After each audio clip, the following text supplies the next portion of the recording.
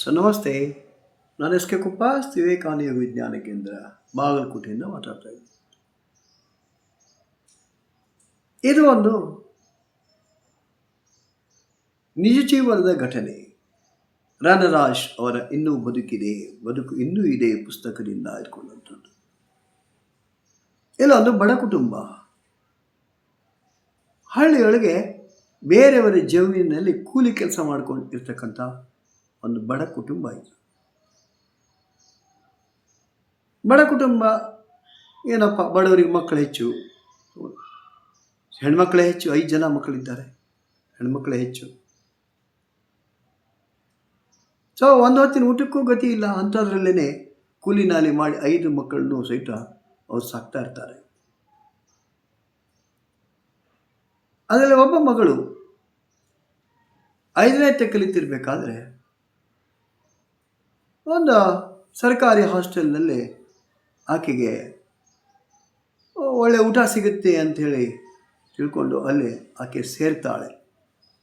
ಖುಷಿ ಪಡ್ತಾಳೆ, ಹೊಟ್ಟೆ ತುಂಬ ಊಟ ಸಿಗುತ್ತೆ ಅಲ್ಲಿ. ಆದರೆ ಆ ಖುಷಿ ಭಾಳ ದಿವಸ ಇರಲ್ಲ. ಸೊ ಅಲ್ಲಿಂದ ಹಾಸ್ಟೆಲಿಂದ ಕರ್ಕೊಂಡು ಬರ್ತಾರೆ. ಆಕೆಗೆ ಮನೆಯವರು ಮದುವೆ ಮಾಡಿಬಿಡ್ತಾರೆ. ಒಬ್ಬ ಹಳ್ಳಿಯ ಹುಡುಗನ ಜೊತೆಗೆ ಮದುವೆ ಮಾಡಿಬಿಡ್ತಾರೆ. 16ನೇ ವಯಸ್ಸಿನಲ್ಲಿ ಮದುವೆ ಆಗಿಬಿಡುತ್ತೆ.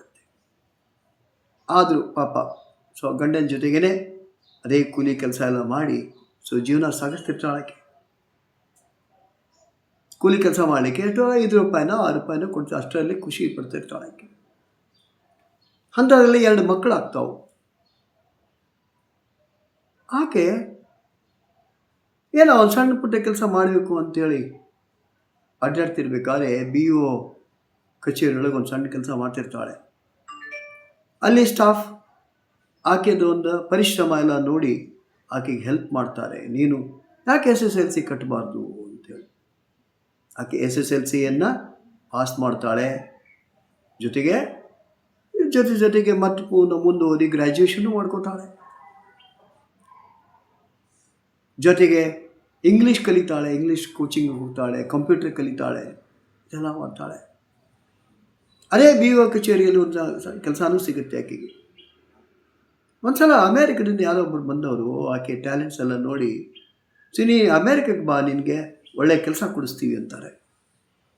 ಆಕೆ ಹೋಗ್ತಾಳೆ, ಅಮೇರಿಕಕ್ಕೆ ಹೋಗ್ತಾಳೆ. ಗಂಡ ಮಕ್ಕಳ ಜೊತೆಗೆ ಹೋಗ್ತಾಳೆ.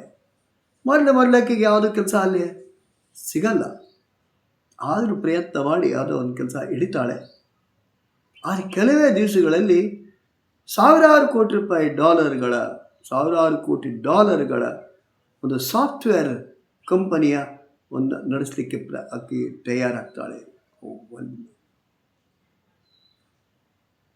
ಸಾವಿರಾರು ಕೋಟಿ ರೂಪಾಯಿದ್ದು ಯಾವಾಗ ಆಕೆ ಒಂದು ಸ್ವಾಮಿತ್ವ ಆಕೆಗೆ ಬರುತ್ತೋ, ಲೀಡರ್ಶಿಪ್ ಬರುತ್ತೋ, ಆವಾಗ ತನ್ನ ಗತ ಜೀವನವನ್ನೇ ನೆನಪು ಮಾಡ್ಕೋತಾಳೆ. ತಾನು ಯಾವ ರೀತಿ ಬಡತನದಲ್ಲಿ ಬೆಳೆದೆ, ಕೂಲಿ ಹೆಂಗೆ ಮಾಡ್ತಿದ್ದೆ, ಏನಾಯಿತು ಅಂತ. ಆದರೆ ವಿಚಾರ ಮಾಡಿ ಆಕೆ ತನ್ನ ಹಾಗೆ ಇರ್ತಕ್ಕಂತಹ ಬೇರೆ ವ್ಯಕ್ತಿಗಳು ಯಾರಿದ್ದಾರೆ, ಜೀವನದಲ್ಲಿ ಕಷ್ಟಪಡೋರು, ಬಡವರು ಯಾರಿದ್ದಾರೆ, ಅವ್ರ ಸಹಾಯಕ್ಕಾಗಿ ಒಂದು ಫೌಂಡೇಶನ್ ಪ್ರಾರಂಭ ಮಾಡ್ತಾಳೆ ಆಕೆ ತನ್ನ ಹೆಸರಲ್ಲೇ. ಆ ಫೌಂಡೇಶನ್ ಮುಖಾಂತರ ಆ ಬಡ ಮಕ್ಕಳಿಗೆ ಸಹಾಯ ಮಾಡ್ತಕ್ಕಂಥ ಒಂದು ಕೆಲಸವನ್ನು ಪ್ರಾರಂಭ ಮಾಡ್ತಾಳೆ.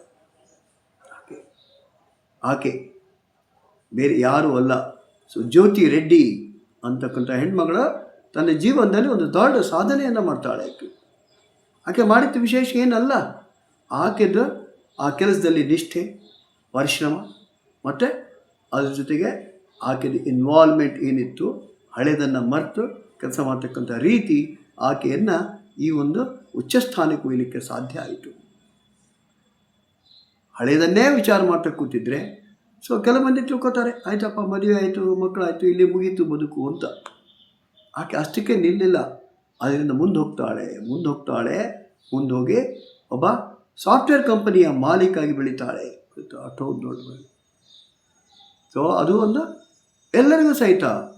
ಸೊ ಯಾರಿಗೆ ನಾವು ಡಿಪ್ರೆಷನ್ನಲ್ಲಿದ್ದೀವಿ, ಅಯ್ಯೋ ನನಗೇನೂ ಆಗಿಲ್ಲಪ್ಪ, ಇಷ್ಟೆಲ್ಲ ಪ್ರಯತ್ನ ಮಾಡಿದೆ, ನನಗೆ ಮುಂದೆ ಬರೋಕ್ಕಾಗಿಲ್ಲ, ಅಥವಾ ನಾನು ಬಡತನದಲ್ಲೇ ಬೆಳೆದೆ ಅಂತ ಇರ್ತಾರೆ. ಅಂಥವ್ರಿಗೊಂದು ಆಕೆಯ ಜೀವನ, ಜ್ಯೋತಿ ರೆಡ್ಡಿಯ ಜೀವನ ಅದೊಂದು ಪ್ರೇರಣೆ.